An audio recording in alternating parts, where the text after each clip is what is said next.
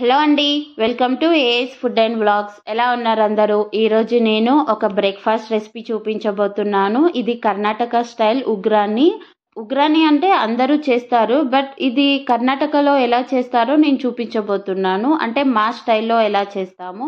చాలా బాగుంటుంది, నోట్లో వేసుకుంటే వెన్నెలా కరిగిపోతుంది, చాలా టేస్టీగా ఉంటుంది. ఒకసారి ఇలా ట్రై చేయండి. ముందుగా స్టవ్ మీద ఒక ప్యాన్ పెట్టుకొని కొద్దిగా ఆయిల్ వేసుకోవాలి. నేను ఒక 3 టేబుల్ స్పూన్స్ ఆయిల్ వేస్తున్నాను. ఇప్పుడు ఆవాలు, జీలకర్ర, ఇంకా ఒక ఆనియన్ కట్ చేసి పెట్టుకున్నాను. ఆ ఆనియన్ ముక్కలు కూడా ఇందులో వేసుకొని, పచ్చిమిర్చి ముక్కలు వేయకుండా కొద్దిగా పేస్ట్ చేసి వేసుకుంటే టేస్టీగా ఉంటుంది. సో పచ్చిమిర్చి పేస్ట్ కూడా ఇందులో యాడ్ చేసుకొని, కొద్దిగా కరివేపాకు కూడా వేసుకొని ఆ పచ్చివాసన పోయేదాకా ఫ్రై చేసుకోవాలి. ఇలా మూత పెట్టుకొని ఫ్రై చేసుకుందాము.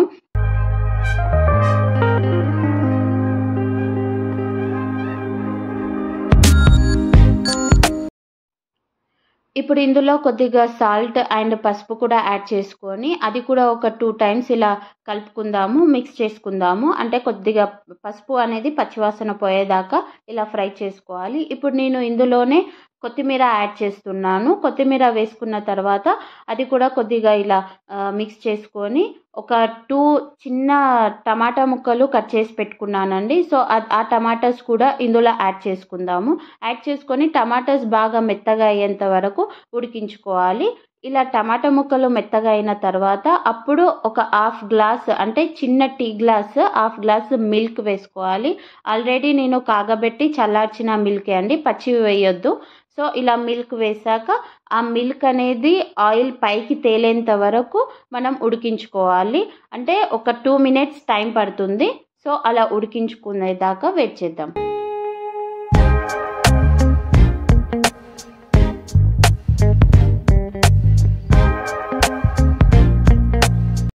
ఇప్పుడు నేను బొనుగులు వాటర్లో వేసి నానబెట్టుకున్నానండి.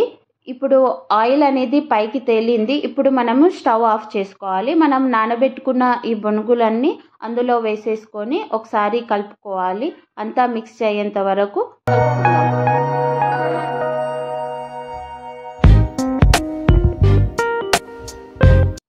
ఇలా అంతా కలుపుకున్న తర్వాత ఇందులో పుట్నాల పొడి వేస్తున్నాను.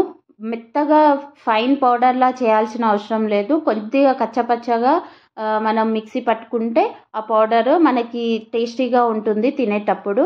సో ఇందులో ఎంత కావాలో అంత క్వాంటిటీ పుట్నాల పొడి వేసుకొని మనం అదంతా మొత్తానికి మిక్స్ అయ్యేటట్టుగా మిక్స్ చేసుకోవాలి. ఇప్పుడు మళ్ళీ దీన్ని ఒక 5 మినిట్స్ పాటు వేడి చేసుకుందామండి.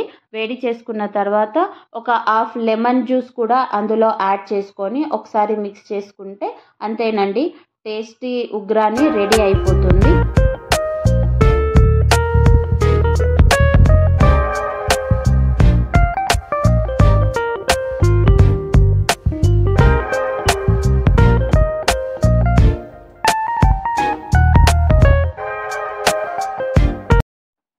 కర్ణాటక స్టైల్ ఉగ్రాని రెడీ అయిపోయిందండి. ఈ వీడియో మీకు నచ్చినట్లయితే please like, share and subscribe to my channel. And thanks for watching. And ఒక్కసారి ఇలా ట్రై చేయండి. ఉగ్రాని రెసిపీ చాలా బాగుంటుంది.